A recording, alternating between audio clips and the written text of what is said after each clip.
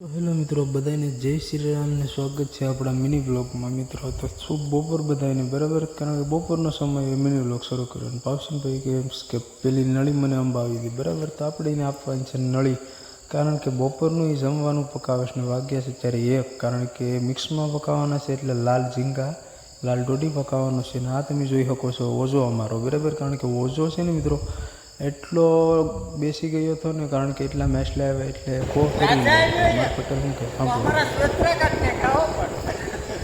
તો મિત્રો આ શેપલી ફિશ આવી, અને કહેવાય સિલ્વર શેપલી ફિશ, બરાબર. નાની નાની ફિશ છે પણ એટલી તાગ હોઈ જાય ને એટલે બહુ ખેસું અઘરી પડી જાય. તો મિત્રો બહુ હેરાન થઈ જાય એટલે વાત પૂછોમાં, બરાબર. ને એક રાજા આવ્યો છે, બરાબર.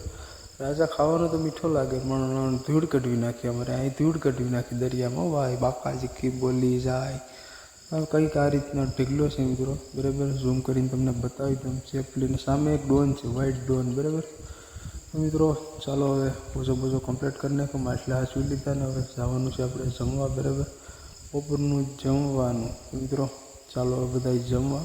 दोपहर को बिरयानी और ऑरेंज शरबत बनाવ્યું છે આપણે. ભાઈ બરફ તો ખૂટે જ નહીં, બાકા શીખી બોલે કબાબ સિંહ ભાઈ. વાવ, જાણે ચોયસ રેગનો પેક લગાવતો હોય મારો ભાઈ. ને સામે જાદવભાઈ, કરશનભાઈને બધા બેસી જાય, આપણે ઝીંગા ખાવાના છે, બરાબર. મિત્રો નાઇટમાં ડાયરેક્ટ આવી જશે ને નાઇટના ડાયરેક્ટ તમને હું મેસલા બતાવું, બરાબર. તો જાદવભાઈ પાટલી લઈને મેસલા વિસવાનું કામ કરે છે, કારણ કે નાના નાના લાલ ઝીંગા આવે જાજાભાઈ, બરાબર. આમાં લાલ રાણી ફિશ આવીશ, બરાબર. લાલ લાલ ઝીંગા પોપટિયા બોલે મેરી જાન, બરાબર. ને આ રીતના કંઈક ઝીંગાને વિંગાને બધું રહેવાનું છે, બરાબર. ને વામ એક આવીશ, ખાગી ફિશ આવીશ, બગા આવ્યા ને આ રીતના જીવતા તડપડતા મેસલા છે. તો અમારે કરશનભાઈ છે ને જાળીઓ ફટાફટ લઈને આવે છે, બરાબર. એની તાલ અત્યારે ચમકે છે, કંઈ કટીને બાકી બૂમ પડી જાય બૂમ. તો બાય બાય બધાને, જય Shri Ram. Mini blog and કરીએ.